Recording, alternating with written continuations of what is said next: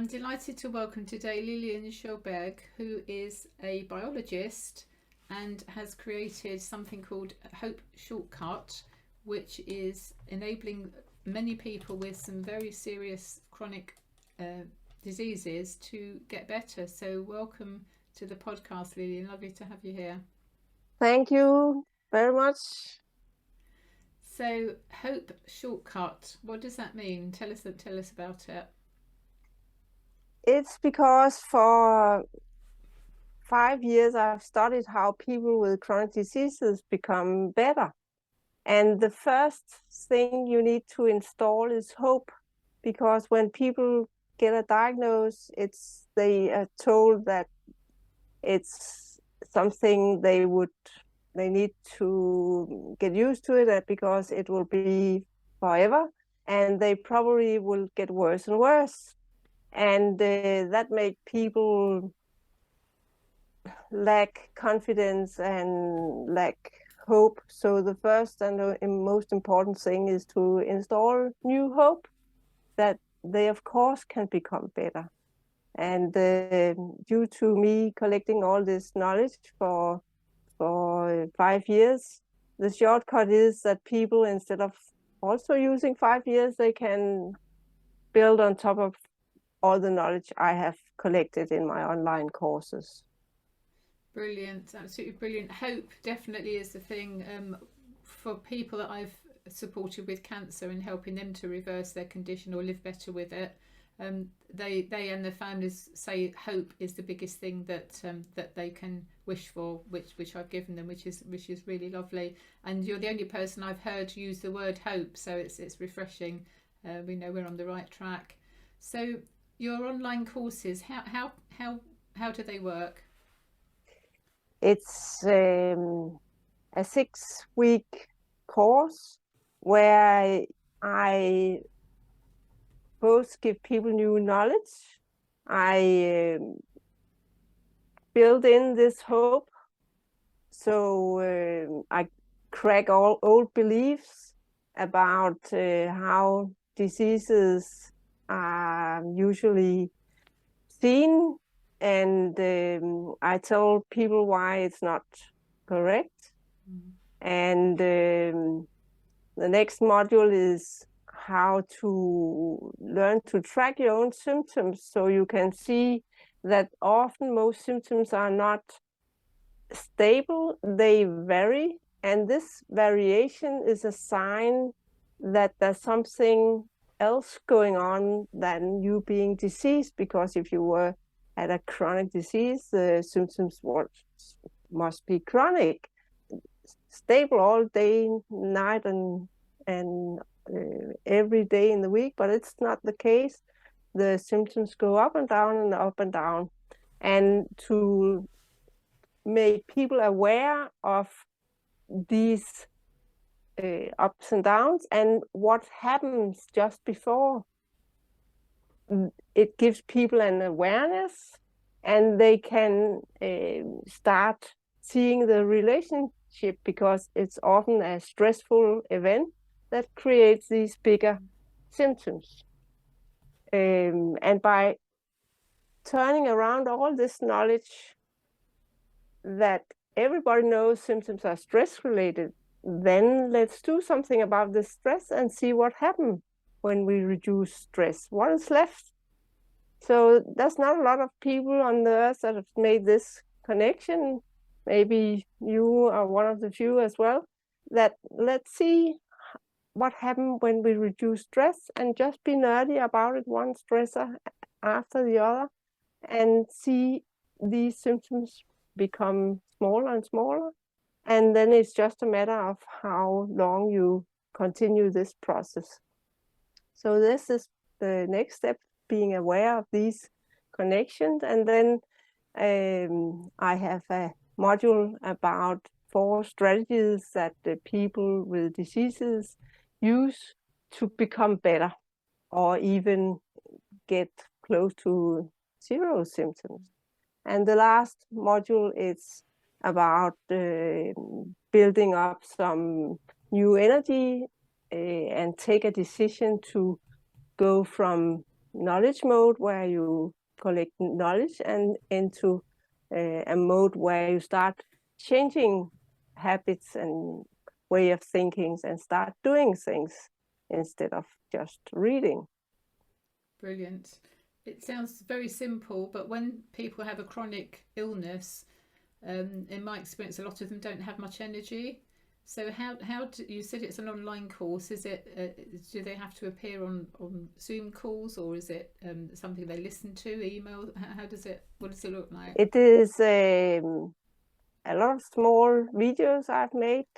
So the ones with low energy, they just take a longer time to come through this course. So it's self-study videos, links to a lot of videos on YouTube that back up what I'm telling people, some homework, and you can take it in your own speed and do something or leave out other things. So you can just take it several times if you need that, or go in half speed, or it's up to you. Sounds very practical. So stress, you mentioned stress, and you and I know that stress causes inflammation, and inflammation causes disease, but we're not taught about that. So the link is just, it's beyond doubt. I mean, it's so obvious. So how somebody who's not feeling quite the ticket, maybe they've had a new diagnosis. I know you work with chronic diseases. Can you, for the benefit of the listeners, explain some of the conditions that you've been able to help with this strategy? I have started with people with Parkinsons, and I did it because it's easy to see the symptoms for me. So the tremor become an advisor if this person is stressed or not. So after a session, the tremor settled down. And when people have seen that on own body and own symptoms a couple of times, they start to make this connection. Oh, there is something about this. High stress, big symptoms, low stress, smaller symptoms. I've worked a little with people with sclerosis, but in fact, you know, diagnosis, it's humans that have found out this label to put on, but a lot of people are not satisfied with a diagnosis or have several diagnoses. And it's because every person on earth have their handful of stress-related symptoms. And if they fit into a diagnosis or not, it's yeah, maybe more a coincidence than not. So I think that 40% of people have 3 diagnoses, and it's because they have a lot of stress-related symptoms. So by turning everything upside down and looking not at the diagnosis, but the symptoms instead, things start to make sense, and people can start working in their own pace and reduce symptoms. Brilliant. And that's the thing, isn't it? Finding the root cause of the problem rather than putting a sticking plaster on when the symptoms are there.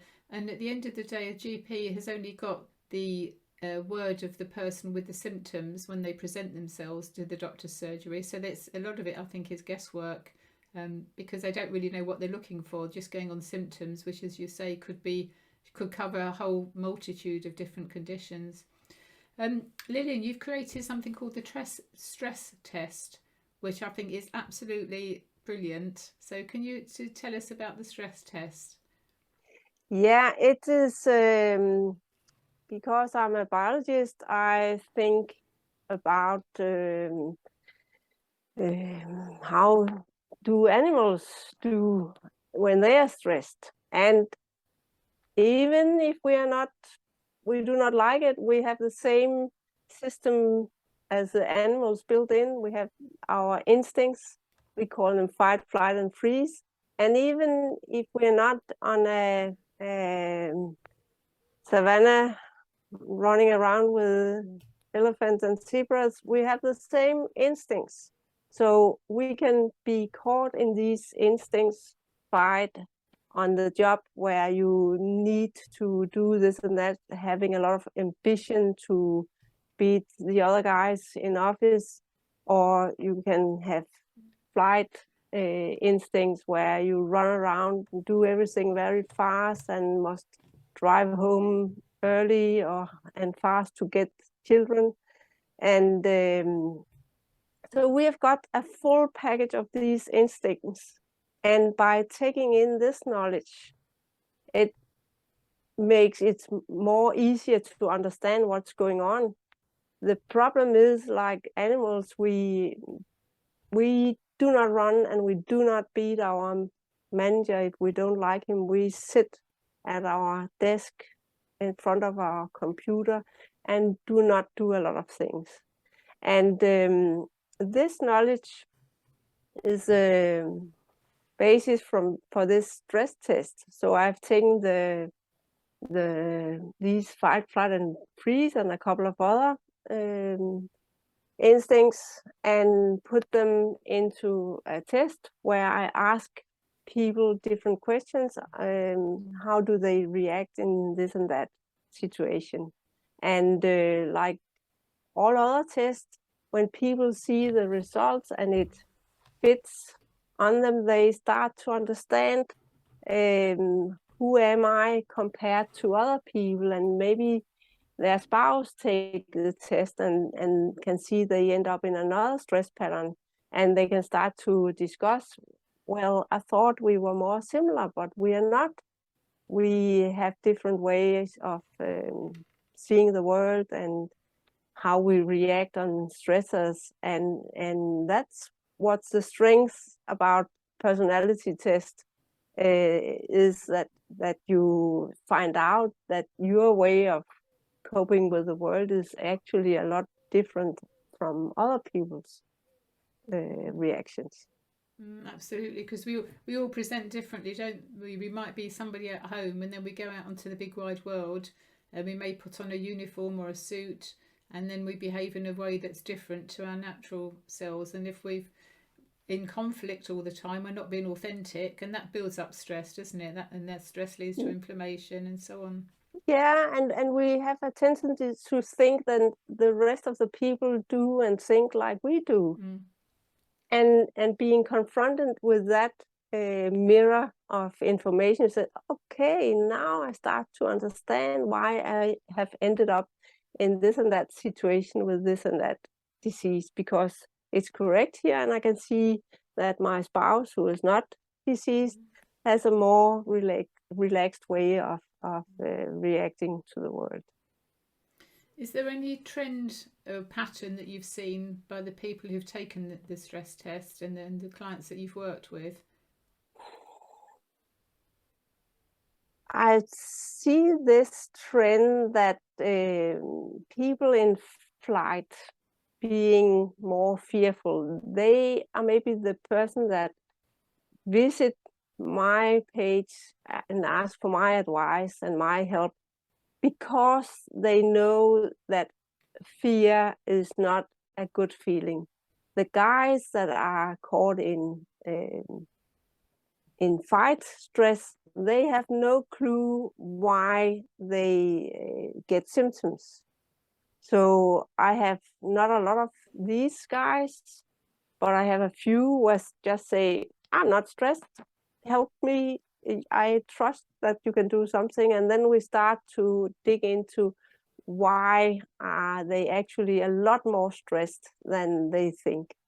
And it's typically work, ambitions, bad climate at work, and that sort of things that show up. And they are not, they cannot feel it in the same way as the guys that has more fearful way of looking at life. So fight stress in general are more acceptable in the world than flight. Being nervous is not as as not considered as good as being more aggressive and more ready to take the risk on job and so on. So are you saying then that people who are in fearful mode are more susceptible to illness? No, what I say is that they reach out for help more often. Right.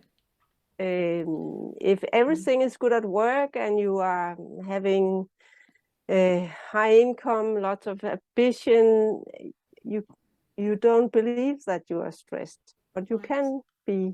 Yeah, absolutely. And that's where we get the burnout, isn't it?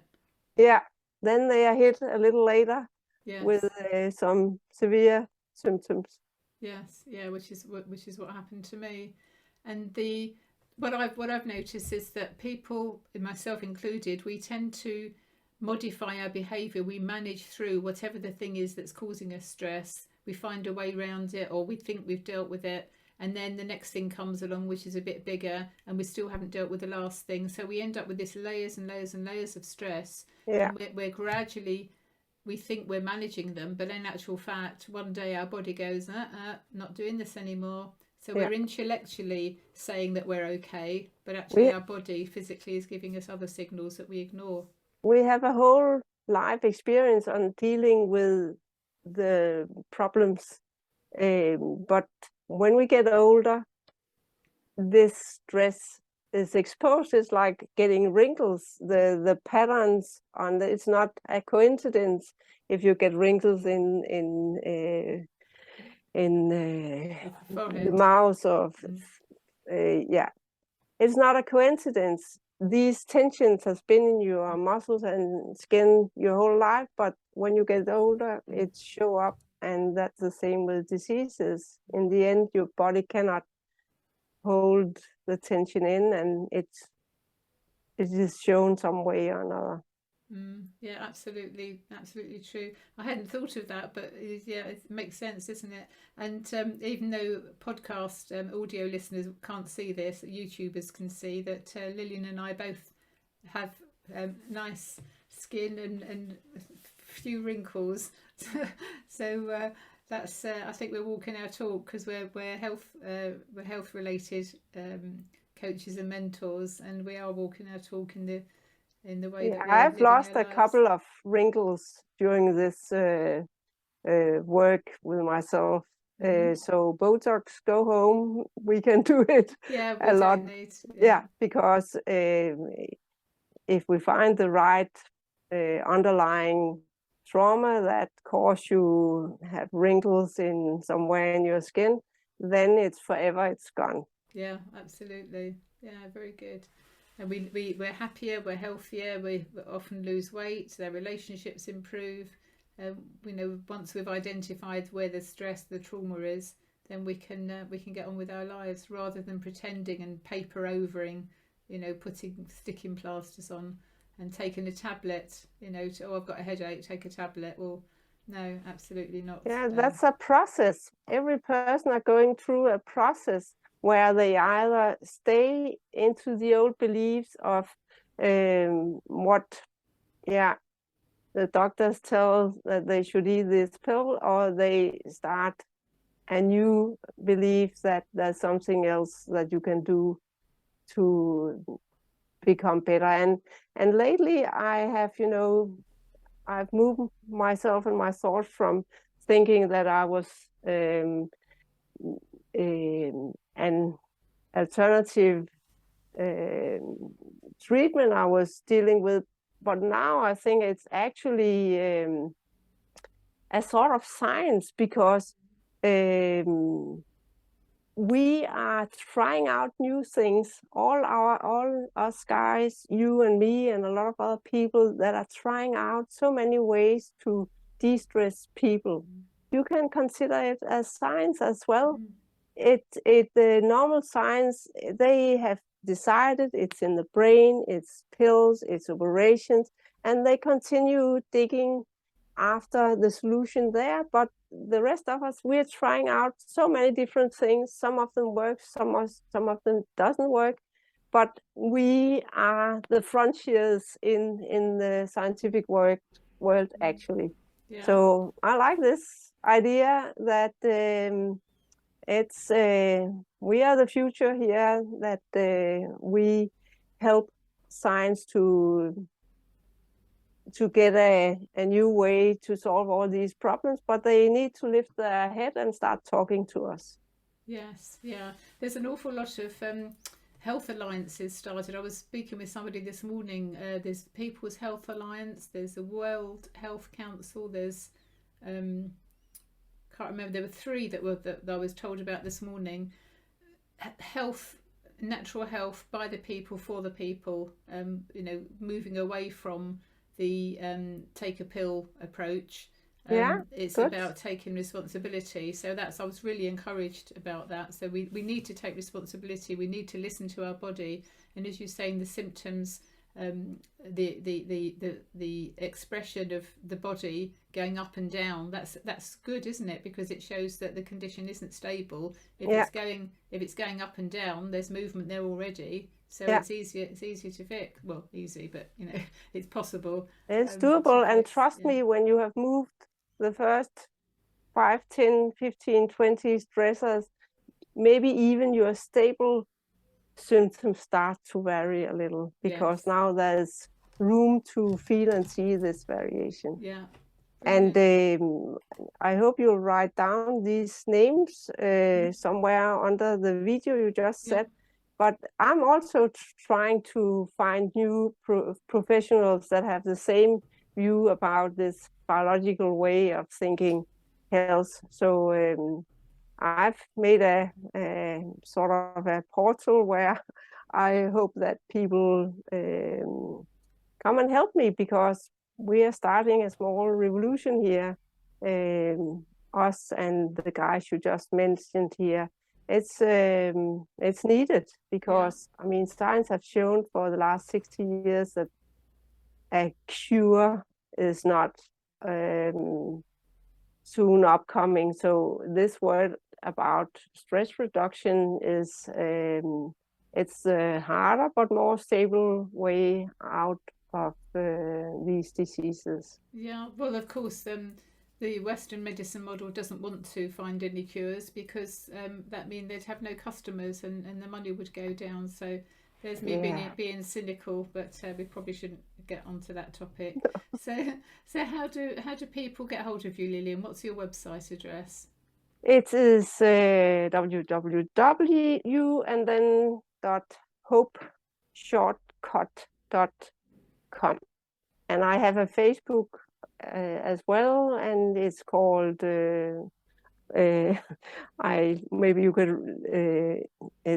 I'm on my second language, so the title is long. It's overcome 2 seconds. Overcome chronic diseases, Parkinson's, and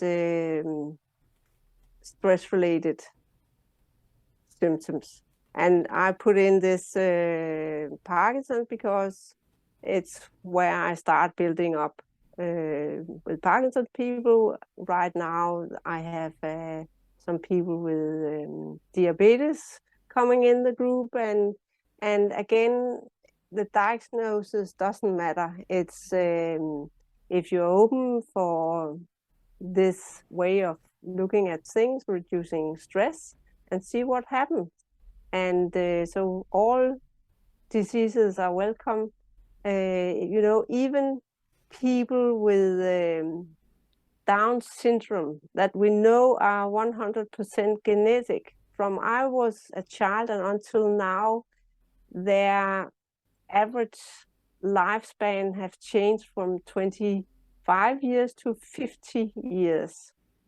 And that's because now they are children that are, the family wants them and take good care of them. When I was a child, they were put away in children's home. So even a genetic disease is so can be so stress related. So there's a lot to do, whatever disease or diagnosis, symptoms you have, because diagnosis is a human label. It's not the body's symptoms. So the stress test, that can be taken at the hopeshortcut.com website. Is that the site for the stress test? Yeah. And then the Facebook group is Overcome Chronic Diseases, Parkinson's and Stress-Related Symptoms. Yeah. Brilliant. Fabulous.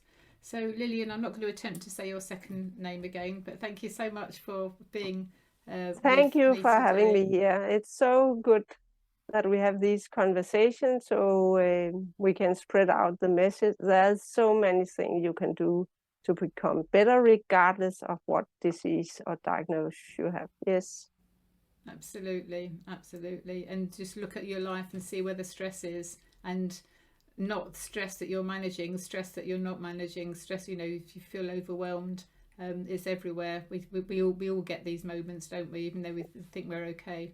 Yeah, and even tiny things from childhood can end up in what I call a body memory, that is a tiny trauma. Yes. So we all of us look at your old photos from your class. There's you can feel the anger or the pain if you look in the eyes of the bully in the class, or you can see on the guys that have a wonderful time. It's so visible in these old photos, both who was strong guys and who didn't make it, and your feelings. So that is a way you can do your own little test if you have these body memories. If you have any feeling looking at old photos, you have a body memory, and this body memory could bring you some symptoms. Wonderful. Thank you for the explanation, Lilian. So that's hopeshortcut.com, or Facebook, Overcome Chronic Diseases, Parkinson's and Stress-Related Symptoms. Thank you very much, Lilian. Take care. Thank you.